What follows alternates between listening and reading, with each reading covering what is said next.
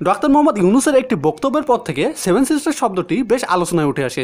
Seven sisters ভারতের কাছে খুবই গুরুত্বপূর্ণ, আর তার থেকে গুরুত্বপূর্ণ সেভেন সিস্টার্সের সাথে যোগাযোগের একমাত্র পথ chicken neck corridor. Seven sisters ও চিকেন নেক করিডোর সম্পর্কে জানবো আজকের এই ভিডিওতে। ভারতের মোট রাজ্য সংখ্যা 28টি এবং এর মধ্যে ভারতের কেন্দ্রশাসিত রাজ্য 5টি। ভারতের উত্তর পূর্ব দিকে চীন, বাংলাদেশ এবং মিয়ানমারের সীমান্তে অবস্থিত অরুণাচল প্রদেশ, আসাম, মণিপুর, মেঘালয়, মিজোরাম, নাগাল্যান্ড ও ত্রিপুরা এই 7টি রাজ্য অবস্থিত। আসলে এই 7টি রাজ্য একে অপরের উপর নির্ভরশীল। একই সময়ে এই রাজ্যগুলো সামাজিক, রাজনৈতিক এবং অর্থনৈতিক অবস্থাও একই বলে মনে করা হয়। তাই এই সমস্ত রাজ্যগুলিকে একত্রে সেভেন সিস্টার্স বলা হয়। সেভেন সিস্টার্সের অন্তর্ভুক্ত 4টি রাজ্যের সাথে বাংলাদেশের সীমানা সংযোগ রয়েছে। এই রাজ্যগুলো হলো আসাম, মেঘালয়, মিজোরাম ও ত্রিপুরা। এই 7টি রাজ্যের মোট আয়তন 2,62,184 বর্গ কিলোমিটার, যা ভারতের মোট আয়তনের 7%।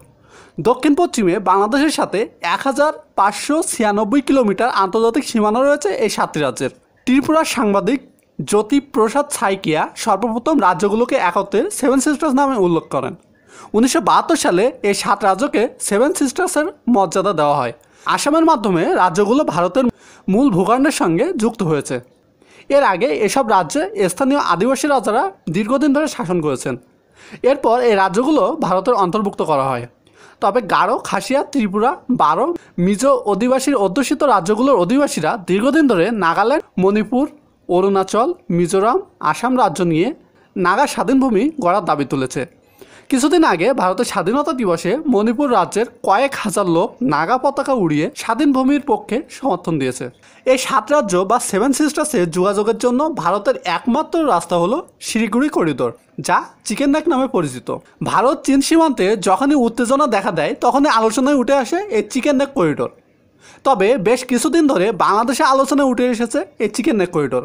60 কিলোমিটার দৈর্ঘ্য এবং 22 কিলোমিটার প্রশস্ত পশ্চিমবঙ্গের এই করিডোরটি ভারতের লাইফ লাইন।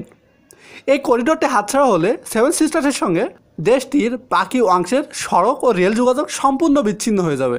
তাই চীন চাইছে এই করিডোরটি ভেঙে দিতে।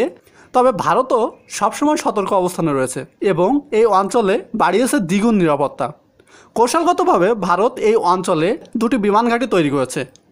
এর উদ্দেশ্য আছে করিডোরের পূর্ব এবং পশ্চিম প্রান্তকে অতিরিক্ত সুরক্ষা দেওয়া। এই করিডোরের পূর্বে নেপাল এবং পশ্চিমে বাংলাদেশের অবস্থান, উত্তরে চীন, সিকিম ও ভুটানের অবস্থান।